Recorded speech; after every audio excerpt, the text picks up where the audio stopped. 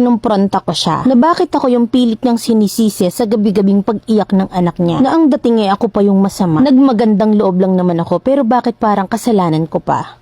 Yung bilas ko, kakapanganak pa lang last month. Nakabukod kami sa kanila at dun sila nakatira sa bahay ng biyenan ko. At kami naman ng partner ko ay may sariling bahay. Pero dito lang din sa tabi ng bahay ng biyenan ko. Bilang pakisama at pagtingin sa biyenan ko, na kapag tinatawag ako at nakikisuyo na asikasuhin ko yung anak ng bilas ko, na siya namang pinagbibigyan ko. Binilin sa akin ng biyenan ko na paliguan ko yung anak ng bilas ko. Sumunod naman ako dahil ibinilin yun sa akin ng biyenan ko dahil magtutupad siya ng araw na yon. Lahat ng ipakikisuyo ng biyenan ko ay sinusunod ko bilang pakikisama kahit na nga may trabaho ako sa bahay namin. At may anak ako na 2 years old and 5 months. Then after 2 weeks, yung anak ng bilas ko ay gabi-gabi nang umiiyak. Nag-start ng 5 PM hanggang sa maghahating gabi dahil daw sa kinabagan at nag-overfeed. Ngayon ay nasabi sa akin ng isa kong bayaw na kasama nila doon sa bahay. Nung pina-check up nila yung baby kasi nga ay 3 days na atang nagkakaganon, hindi ko alam kung anong findings kasi wala namang kinukwento sa akin. Pero nang gabing yun ay nag-iiyak na naman yung baby at paglapit ko sa biyenan ko dahil tinawag niya ako ulit, bumungad agad sa akin yung bilas kong hilaw. Sabay sabing, pinaliguan mo kasi nabasa yung pusod na lamigan daw. Sinagot ko yung bilas ko na ang sabi ko, napakatagal na nung pinaliguan ko yung anak mo. Kung ako man yung dahilan, edi sana nung mismong araw na yan nagkaganan yung anak mo. Inawat ako ng biyenan ko at sinabing hayaan mo na lang, pagpasensyahan mo na. Pinalampas ko yun at umuwi ako sa amin dahil iniwan ko lang yung 5 months kong baby na natutulog. Yung biyenan ko na lang yung tiningnan ko sa sitwasyon para hindi na siya patulan sa paninisi niya. Then 2 days later ay nalaman ko na sinabi mismo ng girlfriend ng bayaw namin na ikinuwento daw sa kanya na ako daw ang may kasalanan na bakit daw nagkaganon yung baby niya. Na ako naman bilang tao lang, pumutok yung kinikimkim kong galit sa kanya nung umpisa pa lang. Pumunta ako sa bahay ng biyenan ko para kumprontahin siya na bakit kailangan niya pang sabihin sa ibang tao yung ganung bagay at bakit ako yung pilit niyang sinisisi sa gabi-gabing pag-iyak ng anak niya. Nagsumbong siya sa asawa niya at ang dating kinakawawa ko siya dun sa bahay ng biyenan ko na ang dating ako pa yung naging masama. Mami Len, mali nga ba ako sa ginawa ko na sumugod ako doon at tumayo para sa sarili ko? Nagmagandang loob ako nung una pero bakit parang naging kasalanan ko pa? Mali nga ba ako doon, Mami Lens? Letter sender,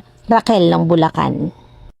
Yung GF ng bayaw mo, umiiksena na agad GF pa lang nakakadagdag gulo na. Masakit din kasi sa ulo yung dahil sa sinabi niya sa'yo nadagdagan pa yung issue. Ayaw na lang ng pag may narinig, pasok sa kabila, labas sa kabila. Kagandahan sa'yo, direct to the point kang nangompronta. Iwasan mo yung GF ng bayaw mo sinasabi ko sa'yo. Sabi mo, kakapanganak pa lang last month, so hindi pa nakakapagsalita si baby. So bilang ina ng bata, mag-iimbestiga talaga ng mga possible reason. And if after 2 weeks ng pagligo mo sa baby at nagkaganon yung baby niya, in addition na lang sigurong rason niya yun. Ang problema kasi dyan, yung sila yung walang kasalanan at sa'yo lahat binunton. Yung biyanan mong pala otos regarding sa bata or kahit kaninong bata, lalo't ganyan na months pa lang, otopas ka dyan. Sa biyanan mo binilin, so hayaan mong doon, matuto kang humindi kada utos. Sabi mo nakabukod ka naman, may anak kang 5 months at may toddler ka pang malikot. Masyado kang flexible. Learned a lesson to mind your own business, lalo't 5 months yung baby mo at may 2 years old ka pa. Hindi ka na dapat umaako ng gawain ng iba. Like that na imbes pasalamat yung matanggap mo nasisi ka pa. Tsaka hindi rin maganda yung sunod-sunuran Mima. Tapos hindi ka rin naman masagip sa huli, diba? Paano kung mas worst pa yung nangyari sa bata? At ganon ang magulang, imaginein mo yung ganyang ligalig ng bilas mo, diba? Maging lesson learned sana sa'yo yung nangyari. At sa case nyo na parehong kakapanganak pala, postpartum laban sa may postpartum, karibok talaga kayo niyan. This time Mima, focus ka na lang sa anak mo sa bahay nyo at kung may ekstrang lakas ka pa, itulog mo, magkape-kape ka, magmuni-muni, magsulse. Bawas-bawas sa yung pagiging maliksi. Masyado kang malakas sa mundo ng mga tao, Mima.